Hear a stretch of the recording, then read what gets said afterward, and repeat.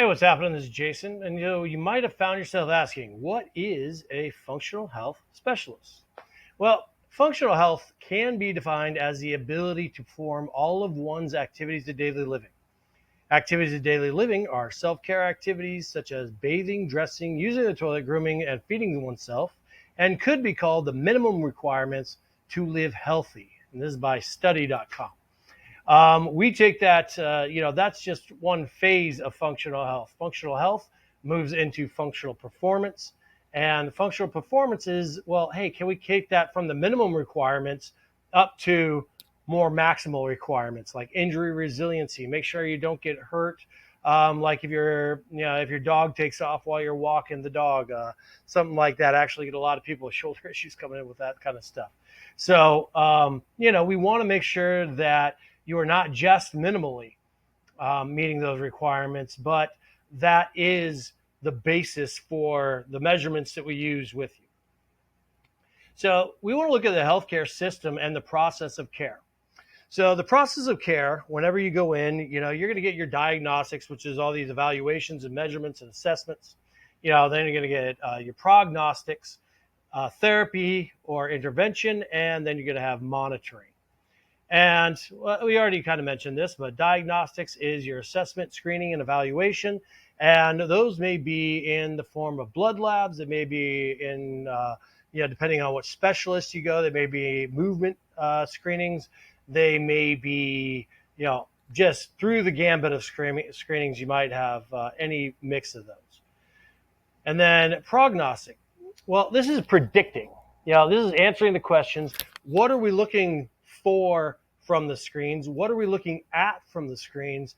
And what will likely occur due to that situation? Then we have therapy. And therapy is the input of some intervention in order to change the situation for the better. Monitoring is where we repeat the diagnostic and tell if the therapy or the intervention is working or needs to be pivoted.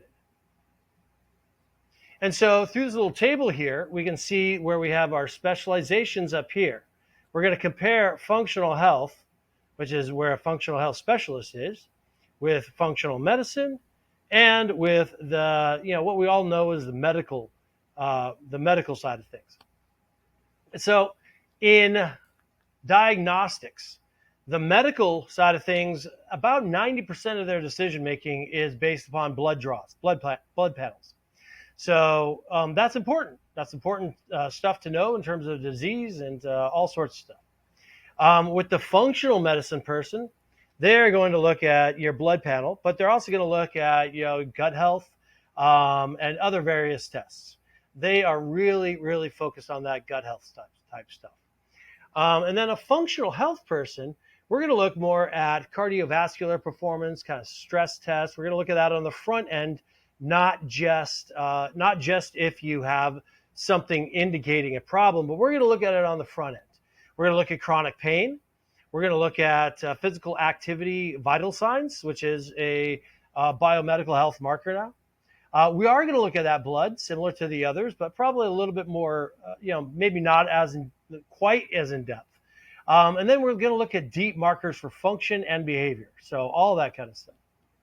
When it comes to prognostics, the medical is going to follow the disease model. Basically, what that means is that there's a spectrum where they look at their blood and they say, that's either disease or it's not disease.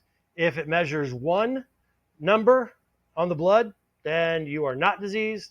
And if it measures another number, you are diseased. And that's about it. It's pretty black and white. With the functional medicine person, they're going to look a little bit more narrowly, and they're going to look at what the root causes of things that you're experiencing are. What's the toxicity like in all the tests that they took? What's the nutritional, what's nutrition, causing to happen? Like I said, they're very focused on nutrition, which is great. And then we have functional health, which we're going to look at the root cause.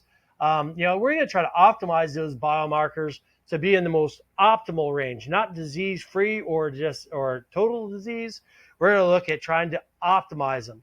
So, and a good example of this is like testosterone. Testosterone is, it's like I think the variation of it is huge, something in between like 250 to 1200 or something. And then, so somebody on the medical side would say, well, you're either in the low range or you're not. Well, if it's in the low part of the normal range, the experience of the person is going to be completely different than if it was in the high end of the normal range. So we're going to try to optimize all of those biomarkers, versus what the disease model normally would approach it with. We're also going to try and optimize cardiovascular and metabolic performance and your mechanical performance all at once, because all of those things play off of each other. So it's a very holistic model.